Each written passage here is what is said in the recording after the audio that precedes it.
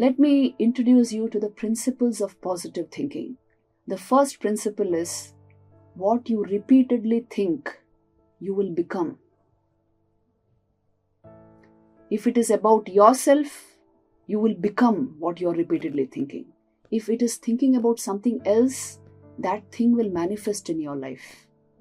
For example, if I repeatedly keep on thinking, oh, I'm happy, I'm successful, I'm a person who is able to achieve anything in life, that will become my experience.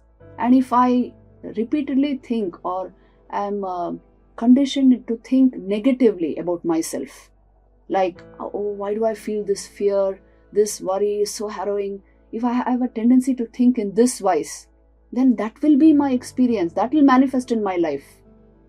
Just like how objects are manifestations of somebody's thought, whatever you think holds the potency for manifestation in the future. So please remember, this is the power of your thought process. And that is why thought should be deliberate, conscious, guided. This is the miracle of positive thinking. To put it very briefly, there is a mechanism which helps you do this naturally. This is what we call yoga.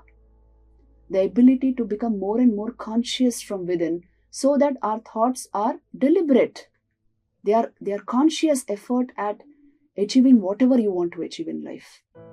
They are guarantees to your success in life. Your own thoughts. And if they are not conscious, then some preconditioned idea, some preconditioned emotion can even take you into very negative ways of thinking. So please remember, the first principle is, what you think repeatedly, that you will become. That will manifest in your life. This is the fundamental idea. And you can increase this power of positive thinking through the practice of yoga. When you become deeply conscious from within, you have a perfectly guided, conscious thought process. The second principle of positive thinking is, what you will repeatedly feel, you will experience. You will attract it into your life. Check your life and see if this is true or not. Whatever you repeatedly feel, if they are happy emotions, if they are things that gladden you, your mind will perpetually remain in that state. It will draw those experiences into your life.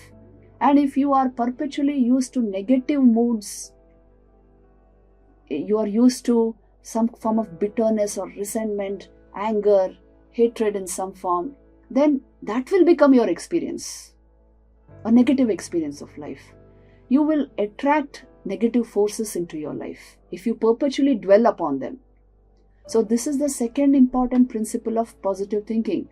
What you repeatedly feel, you will attract into your experience. You will actually experience it. Even if you don't want to feel it, yet you dwell upon it, there will be this tendency to experience it, bring it into your experience. So dwell only on positivity. Radiate positivity through your well-guided thought process. It's only a matter of practice. You have to practice positive thinking and positive feelings. And the third principle of positive thinking is, what you imagine, that you will create. Everything around you was somebody's imagination. This is the power of human imagination, that it is in the mind and it is a complete picture in the mind. Tomorrow it will be a reality in front of you. It will frame your reality and thus your experience of life.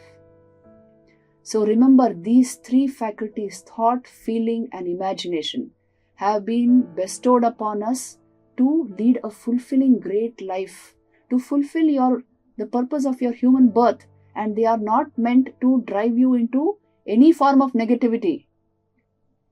But if they are not to a certain extent trained, if you do not practice this miracle of positive thinking consciously, you can suffer a whole lot of depressive, negative habits and a whole lot of, that's why the states of mind which are sad, moods which you are not able to overcome, compulsive thinking and habits, all this can come into our life if we do not understand these principles. It's all about practice.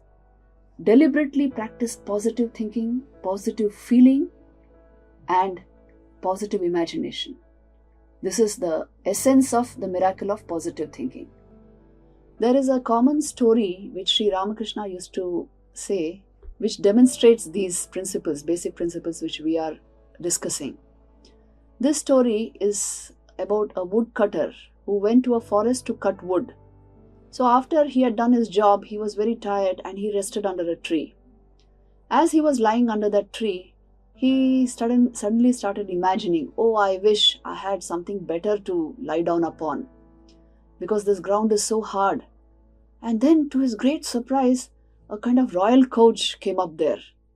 And he sat on it very royally, and he thought, what is this wonder of wonders? From where did this come? Now I really wish I had some good food because I'm so tired. And an array of princely dishes, very good food appeared before him. And he helped himself. And then he thought, really, what is this happening? I'm just thinking about something and it's happening. And then I wish I had something to drink now. And a whole lot of wonderful, colorful drinks appeared before him, all kinds of wines and fruit juices and everything that he could want. And then he helped himself and he thought, what is this really happening? How is this happening? And then he thought, oh, my legs are aching, my hands are aching. I wish somebody was there to press my hands and feet. And yes, a whole array of maids appeared and did all these services to him. So then he thought, this is something very strange. Whatever I am imagining is happening. Whatever I think is materializing. Now what if a tiger appears here? And a tiger actually appeared. And then he was full of fear and he continuously thought, oh my God, now I'm finished. It's going to eat me up. And the tiger pounced upon it and ate him up. This is the story. Now what is this story trying to tell us? You see, the tree under which he was sitting, he didn't know it was the wish-fulfilling tree of common mythology, what we call the Kalpataru.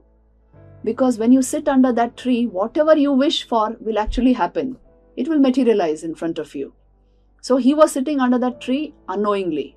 And that's why whatever he thought actually happened.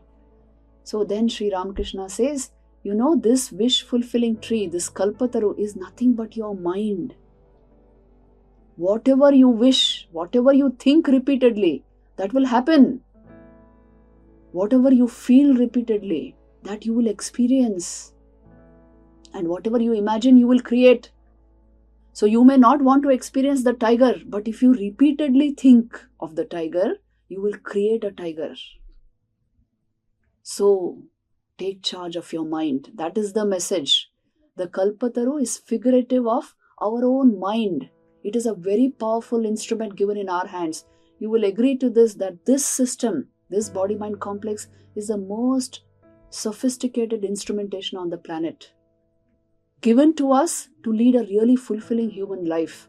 Now, how we handle this is entirely up to us. If we know the miracle of positive thinking, we will use this thought mechanism to bring into our life whatever we want. And if we do not know these basic principles, life will just happen by chance, by accident, not consciously.